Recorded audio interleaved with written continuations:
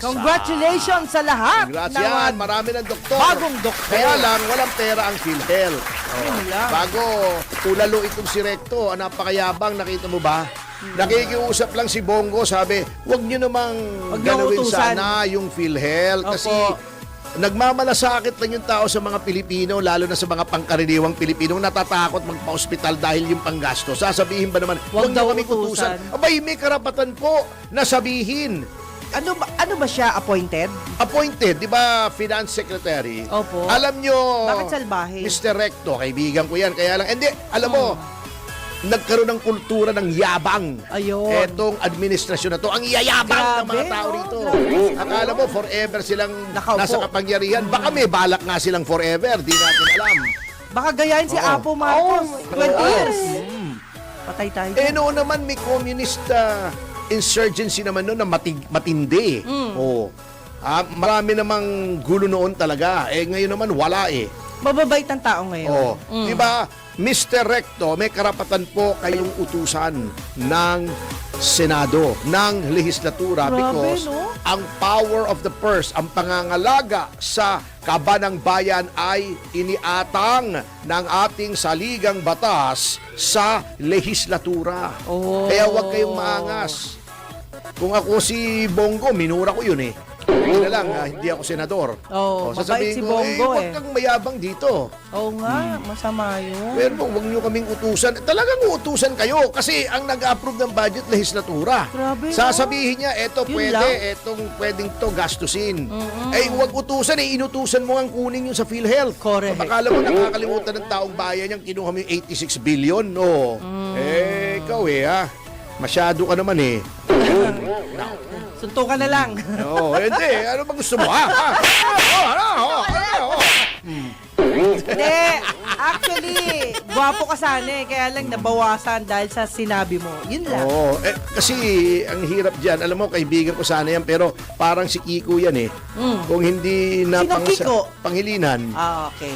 hindi Barsaga. Ha? Dalawa na yung Kiko ngayon eh. The better Kiko yun eh. May Okay. tatlo pa, yung best friend ko, si Kiko Aquino. Tatlo na Pero sila. ang palayo talaga niya, Buboy. Anyway, kung hindi na pangasawa si Vilma, di mananalo eh. Oo naman. Anyway, ngayon ang angas Kaya nga Grabe Mr. naman Vilma po Santos. kayo. Anyway, yan po ang nangyari na sa gobyerno natin. Napakagulo na mga kasama. Katulad niyang, eto natatawa ko rito natatawang napapailing. Kita mo kung saan-saan nila tinutukoy at ini-steer, pinapadaan yung investigasyon na napakagulo. Yes. Eto nakakahalata It's true. na ako rito hindi ko sa pinagtatanggol yung mga diskaya. May pattern lang, kita nyo Noong unang Blue Ribbon at si Marcoleta ang nariyan, Opo. papunta na sa mga taong ayaw nilang mapunta doon yung investigasyon nung nagte-testify sina Diskaya. Opo.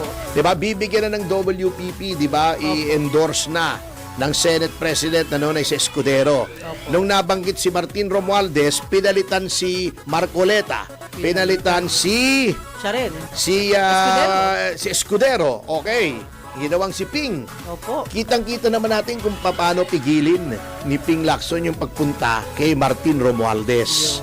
Yung mga diskaya, ayaw nang bigyan ng proteksyon.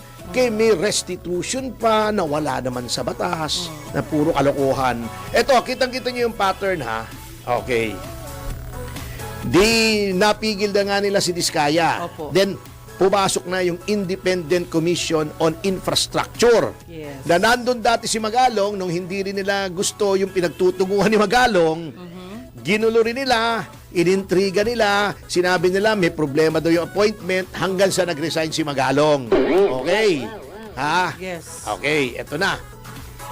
May tatanong ako sa iyo. Halimbawa, yung isang anak mo, halimbawa, binata o dalaga, Binata talaga. humingi sa'yo ng pambili ng damit. Okay. Sabi mo, eto bumili ka ng gusto mong damit. Opo. Kung anong gusto mo, bahala ka. Yes. Independent ka. Ikaw ang masusunod. Ay, thank you, Nay. Thank you, Opo. Tay. Opo. Pero hindi, sama ako. Ay, hindi Sasama na ako sa independent. SM. Kaya sa Shangri-La. Tapos siya pipili. O kaya sa Robinsons. Di nandoon, namimili yung anak mo. Oo. Ito yata maganda. Hindi maganda yan! Hindi bagay Patay sa tayo. Huwag yan. Ano ba, dalaga? Masyadong sexy yan. Huwag yan. Opo. Oh, nandoon ka. Mali. Looking over your shoulder, di ba? Ito, maganda yata itong sapatos ito. Di bagay sa iyo yan. Ito, mas maganda. Parang ito, hindi mo naman pinipili, pero parang mas maganda yata ito. Ito yata mas Suggestion bagay ang kulay. lang. Oo. Pero, paano naging independent yon? Tama. Mali po yun. Kaya nga, ito. Di ba dapat ang ICI independent? Yes. Yung ombudsmans, dapat independent yon. Yes. Kaya nga, ang pagtutol natin kay Remulla ay hindi dahil funny looking siya, kundi dahil siya ay tao ng presidente at Oo. nakita naman natin kung paano pilitin siyang ipasok. Opo. Pinilipit, binendalo, binrake dalo na nga eh. Kung tutusin eh. Attorney, Mm. under ng Tanod Bayan yung kapatid ko na dyan namatay sa kanila. Wala nang tanod bayan ngayon. Hindi, that was ombudsman today. Hindi. Ang tanod Sabi bayan nila. dati. Sabi Hindi. Ay, hindi ba? Ang tanod bayan dati Opo. ay Office of the Special Prosecutor ngayon. Oh, Nawala yung tanod bayan. nawala yung tanod. Oo, si Raul Gonzales dati yan eh. Opo. Oo. Kasi yung from ombudsman, talagang may ombudsman na. Set Then may aside tanod yun. bayan, yan ang nag-iimbestiga. Okay. Nawala yung tanod bayan, naging Office of the Special Prosecutor, OSP. OSP. Oo, yan yun. Okay. Di ba dapat independent yan? Opo. Ito, matatawa ka. Unang-una, yung ICI, nasabi na natin yan, bakit ba laging nandyan si Vince Dizon? Hindi ba siya ay alter ego ng presidente? Opo. Siya nag-iimbestiga. So, parang ganun yun. Bahala ka, bumili ka ng kahit anong gusto mong damit. Pero, May representative nandoon, siya. karay-karay mo yung nanay mo. Oh. Hindi bagay ito. Opo. Hindi bagay ito. Di ba? Yung si Remulla, dumalaw doon nung DOJ secretary. Di ba? Nakausap yata niya yung chairman. Anong sinasabi ng chairman ngayon? Dapat daw may restitution. Same na sinasabi Wow. ni Remulla. Di isa na lang ang sinasabi nila. Paano naging independent yan? Ay. Okay. Ngayon, eto nakakatawa. Kung saan-saan dinadala. Hindi ba nasaan ang nangyari dun sa mga binanggit na mga congressmen? Ano na nangyari kay Martin? Ano nangyari dun sa maleta? Tahimik na lahat. Nasaan yung, di ba may binanggit na congressman? Yes. Si Hernandez, di ba sabi niya, Opo. pinipilit pa siya ni Lacson.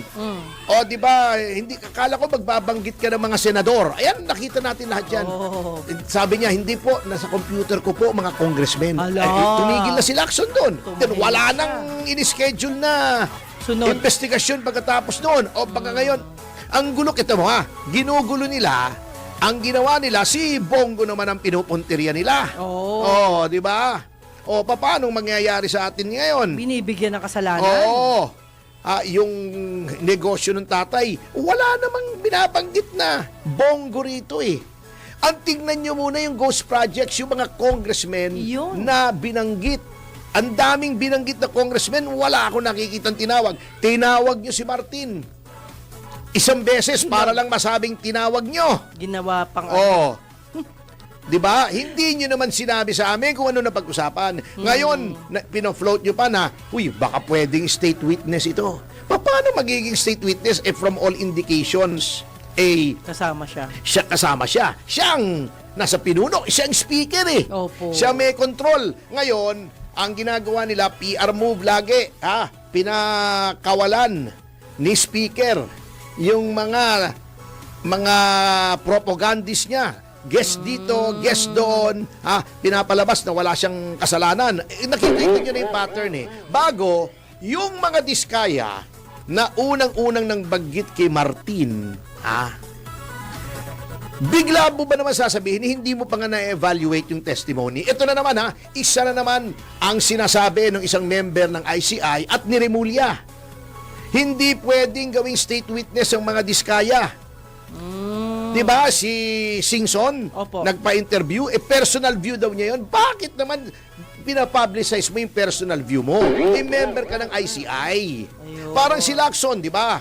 tinuligsa siya ni Marcoleta. Opo. Bakit ka nagpapa-interview na tingin mo hindi credible si Diskaya, mas credible si Hernandez? Mali nga yan. Oo, ito, ganoon din ang ginawa. Nag-media rin sila.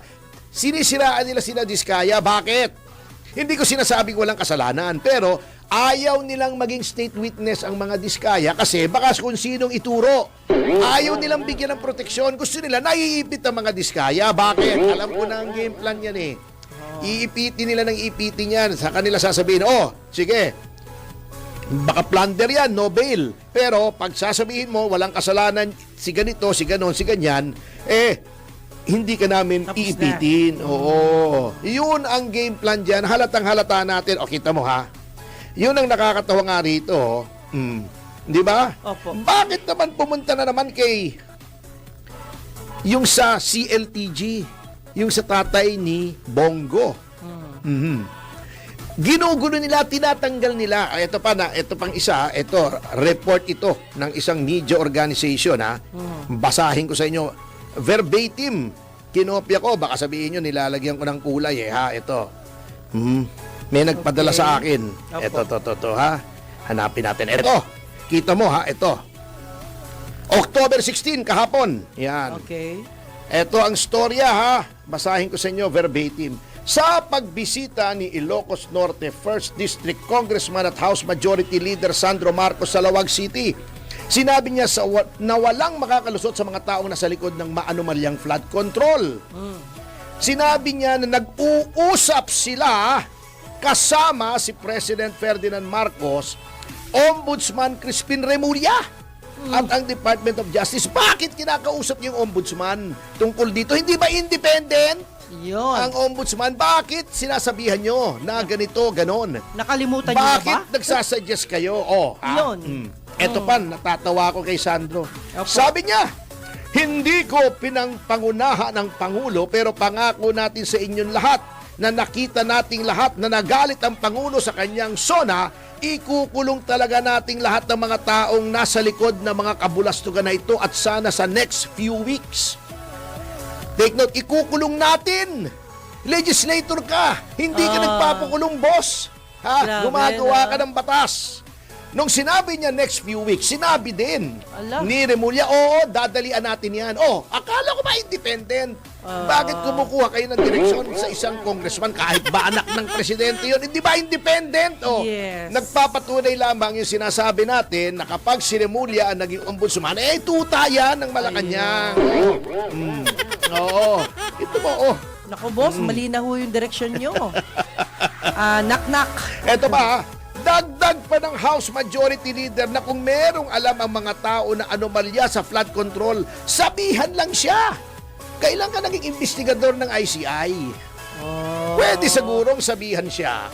Isusumbong niya roon, siguro. Pero bakit kumakausap ka direkta sa ombudsman? Independent yan eh. Ang pangit ng dating boss. Ha? Ala. Na hanggang ngayon tingin nyo, alter ego ng Pangulo ang ombudsman. Bakit ikaw? Gagalit niyan si Ka Joel. Nagpapakyut siya, sumasakay siya sa issue, nabubuking tuloy. Opo. Natau-tauhan nila yung ombudsman. Yan ang sinasabi kong danger. Di Yan ba? Nakikita na yan. Kitang-kita na yung pattern. Kita mo ha? Eto. Yung sinabi niyang less than weeks, bumanat naman si Remulla, nagdidikta naman sa mga hukuman. Dapat daw, wala pang isang taon, wala pa nga daw isang buwan eh. Dapat meron ng resulta. Paano nangyari yun? Yan ang hirap kasi kung hindi ka nakakakita ng loob ng courtroom, hindi mo alam ang nangyayari sa courtroom. Hindi mo pwedeng sabihan yung korte, bilisan nyo. As ombudsman, nag-imbestiga ka, magpa-file ka, yung korte may independence yan.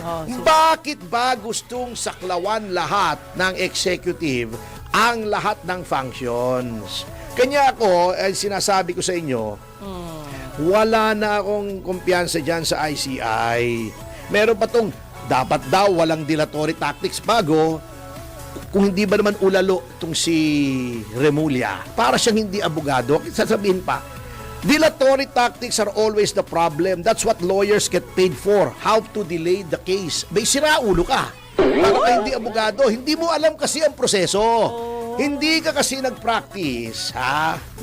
Grabe yung Hindi paninira ka kasi yan. nag-practice.